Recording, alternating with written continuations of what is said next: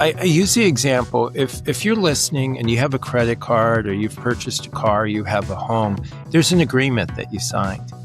And with that agreement, generally is if you don't make a payment within 30 days, they charge you $45. There's a late fee, something associated. And that's the agreement. This is what's going to happen. This is when it's going to happen. And this is the outcome to it. And if you don't pay within 30 days, they don't send you an email and go, oh, we expected you to pay because you signed the agreement. And after 60 days, it may be reported to credit or goes as late. They don't send you an email and go, wow, after the late fee and after the email, we had the expectation. And after 6 months, they don't say after the emails and after the late fees and after our phone calls, we had the expectation. Everything is written as we had an agreement. And so I think in the workplace, what's important is to say, do we have agreements? Where do we have agreements? Where do we have expectations? And I define expectation as something that you want that the other person either doesn't want to do or hasn't agreed to. And so generally it involves one person with expectations.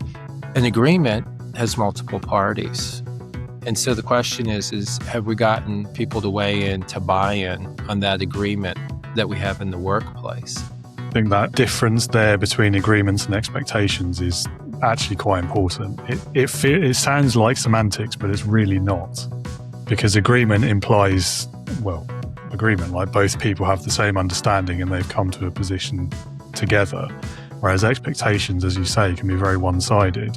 Like the other party in that situation may have no idea that expectation existed if you never told them, if you never came to that agreement. If you tell me, Jay, you did a good job, here's my question for you. Is that feedback or is that a compliment? That's a good point. Yeah. I mean, I guess it depends on the question, doesn't it? If that's the response you get to a specific query, then I guess it's just a compliment and it's maybe avoiding question. But then if you'd asked your other version of the question that's more vague, then it could be either or both, I suppose.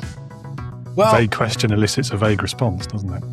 That, if people are taking notes today, I don't think they're going to take notes on what I say, David. I think it's going to be what you say is if you ask a vague question. So you said, how'd the project go? The person said, it went good.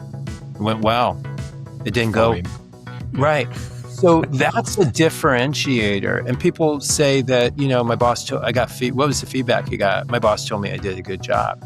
Remember our definition. It's information and data to improve your performance. If you told me, Jay, you did good in your preparation, is that a compliment or feedback? Based on our definition, there's no information and data to improve my performance. I just think you need to have agreements ahead of time. And so as you talk with your leadership team or your people, if you're working on a project, and even if you're a new project manager like you articulated or senior, is, just tell them that, my experience is that people love good surprises. If we're going to have Fridays off or we're going out for drinks, surprise, they love that. What they don't like is that we have scope creep. What they don't like is that we're going over budget. And so you need to define those things. We've talked about the psychological safety aspect of it. We talked as well about the trust and respect pieces earlier. So to me, all three of those maybe not depend on, but they certainly work a lot better if you're in that sort of organization where there's a relatively open, transparent culture. So when you hear leaders say to you something like, I don't want you to say something in a meeting that you haven't said to me first, that to me is maybe an orange flag, a slight red flag about they're taking a more of a controlling stance, which is more management than it is leadership. And I think that difference is quite important because if you want to build that sort of open, honest, transparent culture, then you can't be also trying to control the release of information unless it is something where there's like a protection issue or a confidentiality requirement, or it's about a staff's personal problems or whatever, something like that. But for the most part, things like the performance of the business, you shouldn't be afraid of sharing that with your team. If you are, why are you? If you're not already aware of something like that before you go into a meeting about it, then are you really that paying attention as a manager, if not as a leader? I don't know. It raises questions for me, is what I'm saying.